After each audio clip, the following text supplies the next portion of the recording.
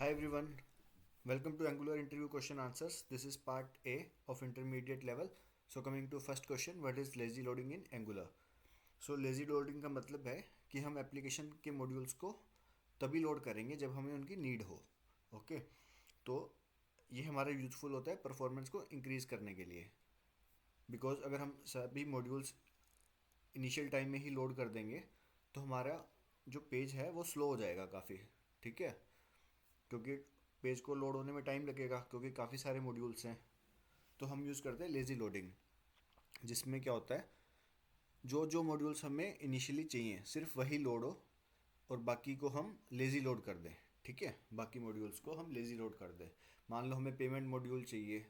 Okay, तो वो हम उसको लेज़ी लोड कर सकते हैं ताकि उसको हम बाद में लोड कर सकें. ये था हमारा लेज़ी लोडिंग. तो इसको इम्प्लीमेंट कैसे करें? पहले हमें एक फ़ीचर मॉड्यूल बनाना पड़ेगा और उसको हम लेज़ी लोड करेंगे उस फीचर मॉड्यूल को. एंड इनको हम ऐड करेंगे app routing module dot T S में using load children's.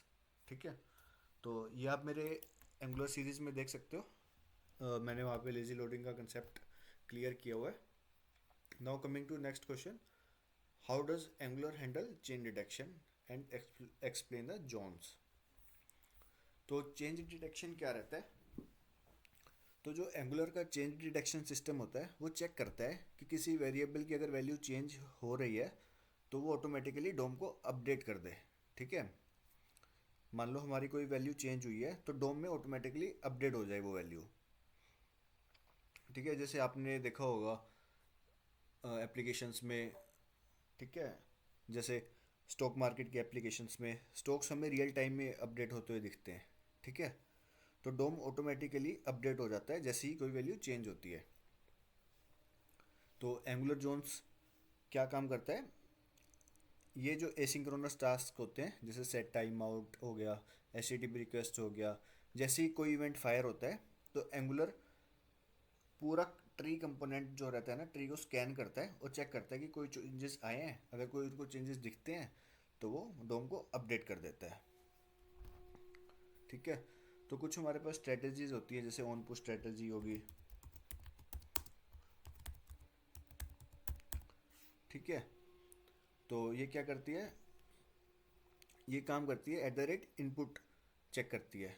Eight the rate input decorator, मान लो कोई चेंजेस आए हैं तो हम ऑन पुश को यूज़ कर सकते हैं. ठीक है, इससे क्या होगा कि एंगुलर सिर्फ तभी री रेंडर करेगा जब कोई न्यू रेफरेंस उसको मिलेगा. So now coming to next question, explain the purpose and use of H T T P client in Angular. Okay, तो H T T P client क्या होता है? ये एक सर्विस है जो ए पी आई कॉल्स करने के लिए यूज़ होती है, जैसे गेट, पोस्ट, पुट. ठीक है, तो ये सब कॉल्स को यूज़ करने के लिए हम H T T P client service use करते हैं. And next one is what are interceptors in angular.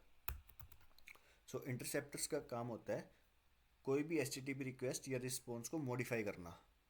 ठीक है, मान लो हमने एक रिक्वेस्ट भेज दी है H T T P request, तो ये जाएगी पहले इंटरसेप्टर्स पे.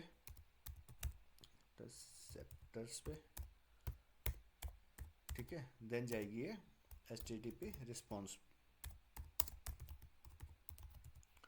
ठीक है, सेम ऐसे ही रहता है हमारा. कोई भी रिस्पॉन्स आ रहा है तो वो जाएगा इंटरसेप्टर्स के थ्रू. ठीक है, तो इसके यूज़ केसेस क्या हैं? जैसे हमने ऑथोराइजेशन हेडर से ऐड करना है. ठीक है, कोई रिक्वेस्ट गई. ठीक है, तो यूजिंग इंटरसेप्टर्स हम क्या कर सकते हैं, हेडर्स को ऐड कर सकते हैं रिक्वेस्ट में, देन उसको हम रिस्पॉन्स में सेंड कर सकते हैं. ठीक है, कोई भी रिक्वेस्ट आ रही है उसमें हम हेडर्स को ऐड कर सकते हैं या हम लॉगिंग कर सकते हैं. ठीक है, तो ये हमारा वर्क रहता है इंटरसेप्टर्स का, किसी भी रिक्वेस्ट को मॉडिफाई करके रिस्पॉन्स तक भेजना. ठीक है, तो हमारा नेक्स्ट क्वेश्चन है what is the difference between renderer and renderer two. So both renderer and render two दोनों एंगुलर के डोम मैनिपुलेशन के लिए यूज़ होते हैं. ठीक है, बट जो हमारा रेंडरर टू है ये हमारा रिकमेंडेड अप्रोच है. ठीक है, because render 2 is latest one. जो भी जो हमारा रेंडरर है ये हमारा एंगुलर 2 में यूज़ होता था। ठीक है, एंगुलर 2 वर्जन तक हम इसको यूज़ करते थे, बट जो हमारा रेंडरर 2 है इसको हम यूज़ करते थे एंगुलर 4 वर्जन्स के बाद। ठीक है, एंगुलर 4 प्लस वर्जन्स के बाद। और इसमें क्या रहता है, जो सिर्फ रेंडरर था, मीन्स की ओल्ड वर्जन था, उसमें हमारे पास डायरेक्ट डोम का एक्सेस नहीं था। ठीक है, बट रेंडर 2 पे डायरेक्ट डोम का एक्सेस रहता है। सो ये थे हमारे basic difference between renderer and render 2। So both are use to for DOM manipulations. ठीक है, so now coming to next question, what is change detection ref and how is it used. So हमारे पास change detection ref क्या रहता है। So Angular का change detection ref एक special service है जो चेंज डिटेक्शन प्रोसेस को मैनुअली कंट्रोल करने के लिए यूज़ होती है। जो हमारा चेंज डिटेक्शन रहती है एंगुलर में वो वैसे ऑटोमेटिकली रहती है। ठीक है, सो हम यूज़ करते हैं चेंज डिटेक्शन रेफ ताकि हम उसको मैनुअली कंट्रोल कर सकें। ओके, सो बाय डिफ़ॉल्ट क्या रहता है, हमारा angular automatic change detection use करता है। जब भी कोई इवेंट होता है, जैसे बटन पे क्लिक किया या एपीआई का कोई रिस्पॉन्स आता है, तो एंगुलर क्या करता है, पूरे कंपोनेंट ट्री को चेक करता है और अपडेट करता है। ठीक है, बट अगर किसी सिनेरियो में हमें मैनुअल कंट्रोल चाहिए होता है तो हम यूज़ करते हैं चेंज डिटेक्शन रेफ को। ठीक है, तो इसके कुछ यूज़ केसेस होते हैं, जैसे कि चेंज डिटेक्शन रेफ को हम यूज़ करते हैं जब हमें मैनुअली चेंज डिटेक्शन ट्रिगर करना हो। ठीक है, मैनुअली ट्रिगर चेंज डिटेक्शन। ठीक है,